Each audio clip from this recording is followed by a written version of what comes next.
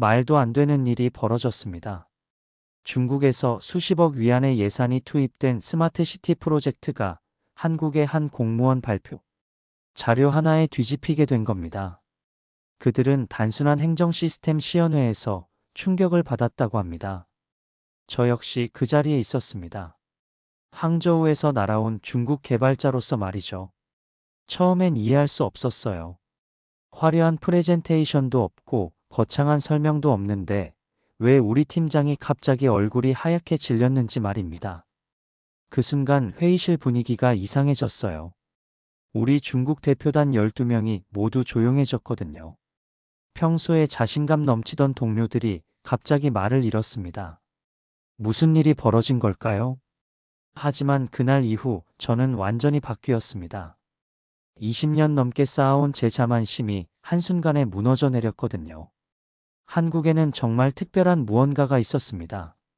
돈이나 기술력만으로는 설명할 수 없는 그 무엇인가 말이죠. 도대체 한국에는 어떤 비밀이 숨어 있었던 걸까요? 저는 직접 그 진실을 경험하게 됐습니다. 그리고 지금 여러분에게 그 이야기를 들려드리고 싶어요. 제가 한국에서 발견한 것들이 얼마나 놀라운지를요.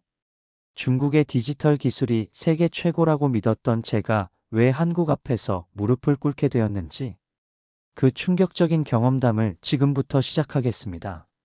믿기 어려우시겠지만 모든 것이 진짜 벌어진 일입니다. 저는 리웨이, 중국 항저우에서 활동하는 도시 데이터 개발자입니다. 인민대학교 컴퓨터공학과를 졸업하고 알리바바 계열사의 빅데이터 팀에서 8년간 일했습니다. 스마트시티 프로젝트만 해도 15개가 넘죠. 제가 담당했던 프로젝트들을 말씀드리면 여러분도 놀라실 겁니다. 항저우시 전체 교통 시스템을 AI로 제어하는 프로젝트, 200만 명의 시민 데이터를 실시간으로 분석하는 시스템, 그리고 도시 전체의 에너지 소비를 최적화하는 플랫폼까지요. 업계에서는 꽤 인정받는 개발자였어요. 솔직히 말하면 저는 중국의 디지털 행정이 세계 최고라는 자부심을 갖고 살았습니다. 우리는 모바일 결제부터 시작해서 도시 전체를 디지털로 연결하는 기술까지 모든 면에서 앞서 있다고 확신했거든요. 특히 우리 팀이 개발한 도시통합관제 시스템은 항저우시 전체의 교통, 환경, 보안을 실시간으로 모니터링하는 첨단 시스템이었습니다. 회사 동료들과 만나면 항상 이런 대화를 나눴어요. 우리가 세계에서 가장 앞선 스마트 시티를 만들고 있다. 다른 나라들은 아직 우리 수준에 못 미친다. 이런 식으로요. 특히 한국에 대해서는 더욱 그랬습니다. 한국은 그저 문화 콘텐츠만 뛰어난 나라로 여겼습니다. K-팝이나 드라마는 인정하지만 기술력은 우리가 훨씬 위라고 생각했죠. 삼성이나 LG 같은 회사들이 있다는 건 알았지만 도시 전체를 운영하는 시스템 면에서는 중국이 단연 앞선다고 믿었습니다. 그런데 몇 달 전 한중 공동 스마트 도시 협력 프로젝트 실무진으로 선발되어 한국을 방문하게 됐습니다. 회사에서는 이번 기회에 한국의 기술 수준을 파악하고 우리의 우수한 시스템을 알리라고 했어요. 처음엔 솔직히 별 기대가 없었습니다. 오히려 내심 이렇게 생각했어요. 이번 기회에 한국 사람들에게 중국의 진짜 실력을 보여주자. 우리가 더 앞서 있다고 믿었기 때문입니다. 그때만 해도 제가 얼마나 어리석었는지 몰랐죠. 2024년 9월 서울시청에서 열린 한중 스마트 시티 협력 세미나에 참석했습니다. 화려한 컨퍼런스룸이 아니라 평범한 회의실이었어요. 중국에서라면 상상도 못할 소박함이었죠. 역시 규모가 다르구나 속으로 생각했습니다. 우리 중국 대표단은 준비를 철저히 해왔어요. 200장이 넘는 프레젠테이션 자료, 화려한 3D 시뮬레이션 영상, 그리고 인상적인 통계 수치들로 가득한 보고서까지 말이죠. 한국 측을 압도할 자신이 있었습니다. 하지만 발표가 시작되자마자 예상치 못한 충격을 받았습니다. 발표자였던 한국 공무원은 별다른 화려한 말 없이 실제 시스템을 바로 시연했거든요. 파워포인트 슬라이드 한 장 없이 말이에요. 지금 보시는 화면이 서울시 통합관제센터와 실시간으로 연결되어 있습니다. 실제 데이터입니다. 그의 말과 함께 스크린에 뜬 것은 놀라운 광경이었습니다. 주민 민원 처리, 교통 흐름 관리, 긴급 상황 대응까지 실시간으로 돌아가는 화면은 저희가 상상도 못했던 것이었어요.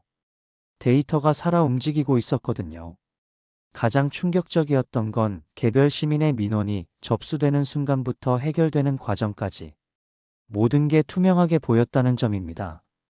우리 시스템은 관리자만 볼 수 있는데 이건 시민들도 실시간으로 진행 상황을 확인할 수 있었어요.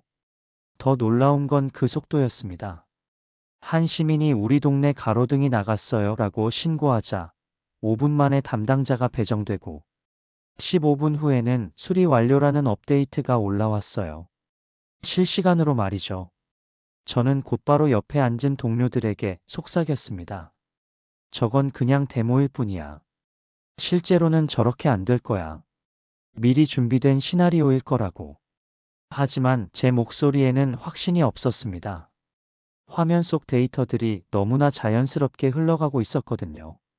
그때부터 가슴 한구석이 불안해지기 시작했어요.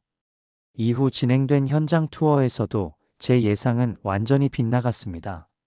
서울 디지털 미디어 시티의 스마트 시티 통합운영센터를 방문했는데 규모부터가 압도적이었어요. 하지만 더 놀라운 건 시스템의 반응 속도였죠.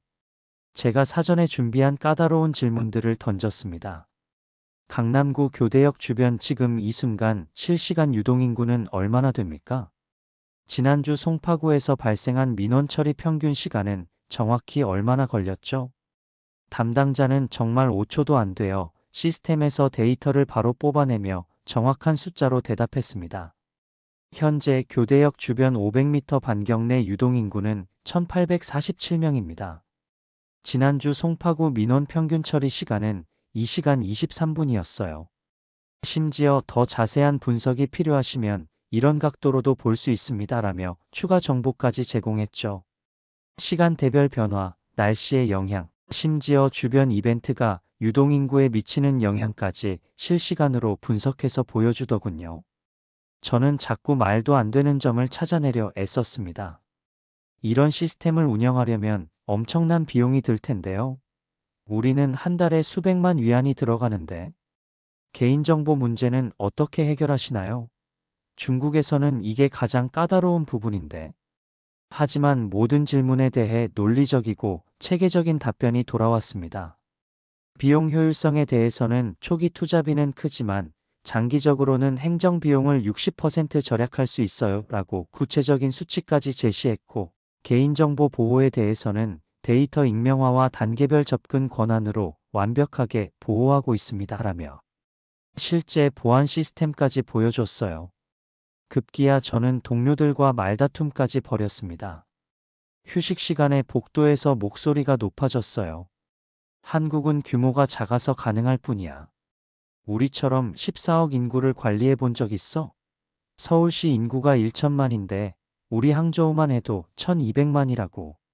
제 발언에 동료 한국인 실무자가 씁쓸한 표정을 지었습니다. 그 순간 저도 제가 너무 감정적으로 반응하고 있다는 걸 깨달았죠. 저 역시 점점 고립감을 느끼기 시작했습니다.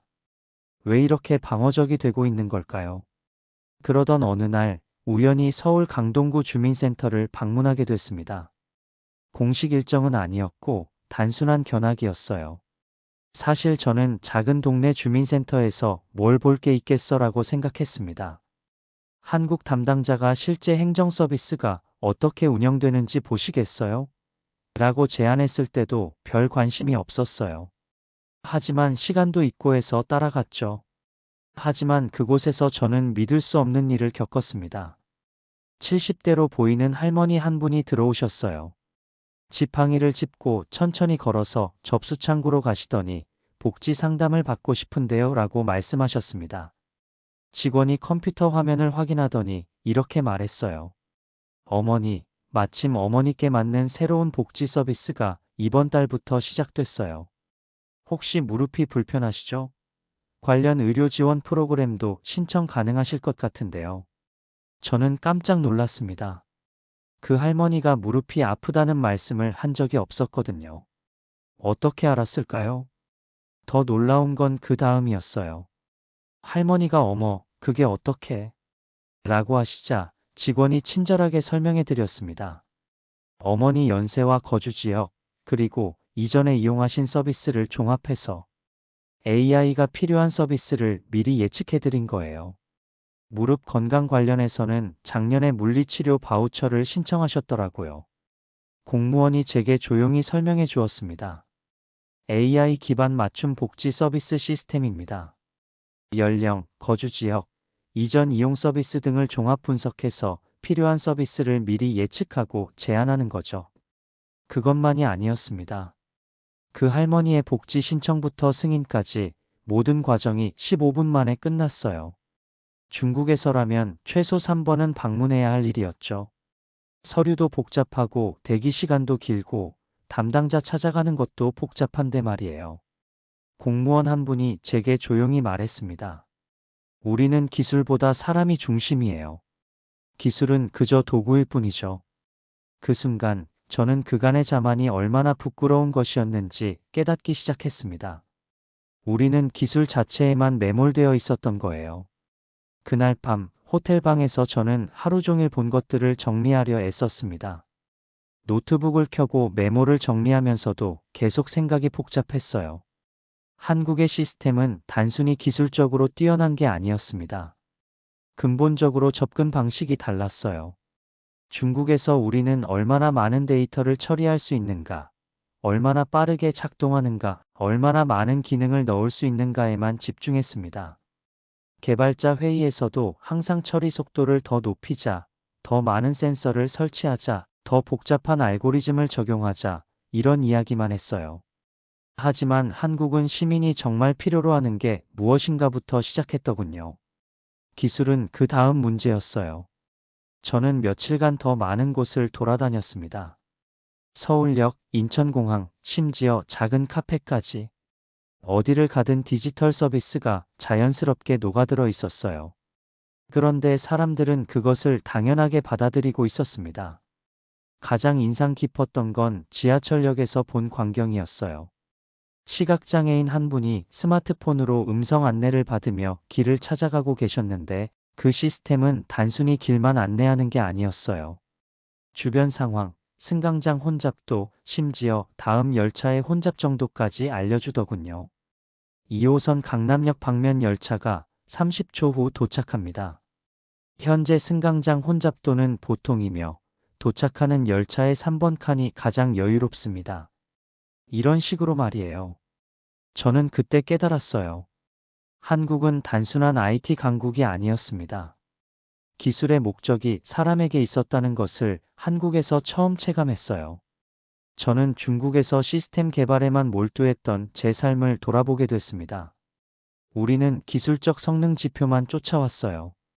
처리 속도, 데이터 용량, 동시 접속자 수. 하지만 정작 그 시스템을 사용하는 사람들이 정말 만족하는지는 생각해 본 적이 없었어요. 왜 우리가 많은 예산과 인력에도 불구하고 성과가 미진했는지를 알게 되었습니다. 기술은 수단일 뿐인데 우리는 그것을 목적으로 착각하고 있었던 거죠. 프로젝트가 끝나갈 무렵 저는 큰 결심을 했습니다. 한국에서 배운 것들을 중국으로 가져가야겠다고요. 하지만 그 전에 해야 할 일이 있었어요. 저는 한국 측 담당자에게 정중히 요청했습니다. 가능하다면 한국의 지역 커뮤니티 기반 행정 플랫폼을 중국 내부 보고서에 인용해도 될까요? 우리가 배워야 할 점들이 너무 많습니다. 처음엔 거절당할 줄 알았어요. 중국에서라면 기술 정보를 함부로 공유하지 않거든요. 경쟁 상대에게 우리의 노하우를 알려주는 건 손해라고 생각하니까요. 하지만 그는 웃으며 대답했습니다. 우리는 기꺼이 공유할 준비가 되어 있습니다. 좋은 기술과 아이디어는 함께 나눌 때 더 큰 가치를 갖는다고 생각해요. 그 순간 저는 또 한 번 깨달았습니다. 한국 사람들의 마음가짐 자체가 달랐던 거예요. 경쟁보다는 협력을, 독점보다는 공유를 추구하고 있었어요. 심지어 그는 이렇게 덧붙였어요. 다음에 중국에서 비슷한 프로젝트를 하시게 되면 언제든 연락 주세요. 우리가 시행착오를 겪으면서 배운 것들을 공유해 드릴 수 있어요. 이틀 후 저는 한국팀과 함께 최종 보고서를 작성했습니다. 처음에는 중국의 우수성을 알리려 했던 보고서가 어느새 한국에서 배운 교훈들로 가득 찬 문서가 되어 있었죠. 제가 작성한 결론 부분의 한 문장이 지금도 기억납니다. 진정한 스마트 시티는 기술의 집약체가 아니라 사람을 향한 따뜻한 마음의 구현체였다. 저는 처음으로 한국이라는 나라에 진심으로 고마움을 느꼈습니다. 그들은 저에게 기술을 넘어선 더 큰 가치를 가르쳐 주었으니까요. 중국으로 돌아온 뒤 저는 완전히 다른 사람이 되어 있었습니다. 부서 회의에서 처음으로 이런 발언을 했어요. 우리가 지금까지 추진해온 프로젝트들을 다시 점검해 봐야 할 것 같습니다. 기술적 완성도보다 시민들의 실제 만족도를 기준으로 말이죠. 동료들은 처음엔 의아해했습니다. 팀장도 리웨이, 한국 다녀온 후 많이 달라졌네라고 하더군요. 그동안 성능 최적화에만 매달렸던 제가 갑자기 다른 이야기를 하니까요. 하지만 제가 한국에서 찍어온 영상들과 자료들을 보여주자 분위기가 바뀌었어요. 특히 그 강동구 주민센터 할머니 이야기를 했을 때 모두가 조용해졌습니다. 저는 그 어떤 개발보다 사람을 위한 시스템 설계가 더 중요하다는 걸 부서에 강조하기 시작했어요. 예전에 저였다면 상상도 못했을 변화였죠. 새로운 프로젝트를 시작할 때마다 저는 이렇게 질문합니다. 이 기능이 정말 시민들에게 도움이 될까? 편의성을 높여줄까? 기술적 난이도나 혁신성보다 실용성을 먼저 고려하게 됐어요. 그 결과 우리 팀이 개발한 새로운 민원 처리 시스템은 시민 만족도가 기존 대비 40% 향상됐습니다. 기술적으로는 더 단순해졌지만 사용자 친화적으로 설계했기 때문이죠. 한국은 기술보다 따뜻함이 앞서는 나라였습니다. 그들은 최신 기술을 자랑하기 위해서가 아니라 시민들의 삶을 더 편리하고 행복하게 만들기 위해 시스템을 구축하고 있었어요. 저는 이제 자신 있게 말할 수 있습니다. 한국을 모르면 손해다.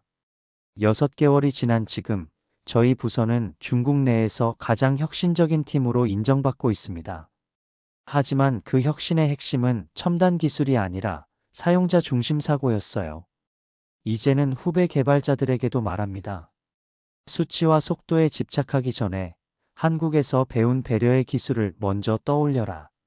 최근에는 한국 스타일의 개발 방법론을 중국 전역에 전파하는 프로젝트를 진행하고 있어요.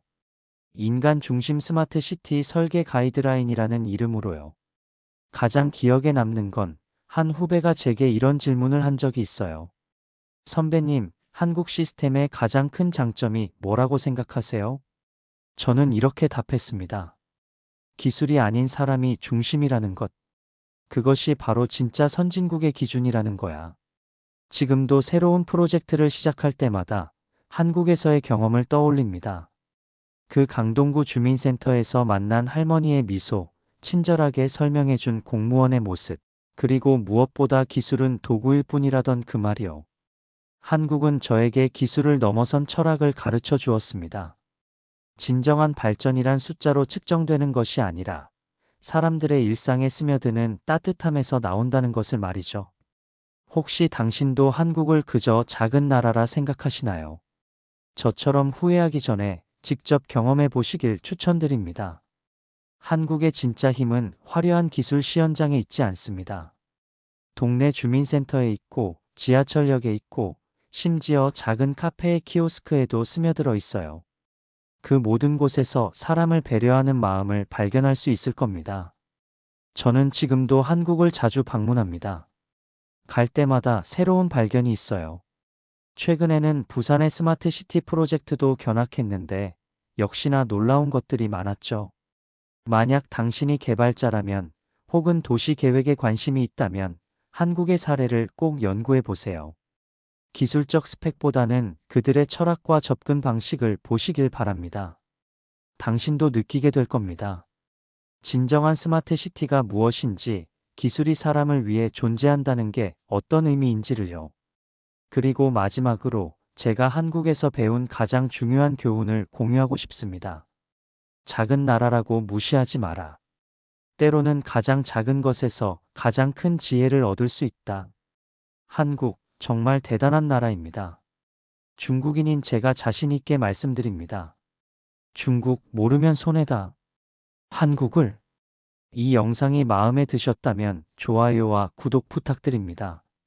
여러분의 응원이 더 많은 이야기를 나눌 수 있는 힘이 됩니다.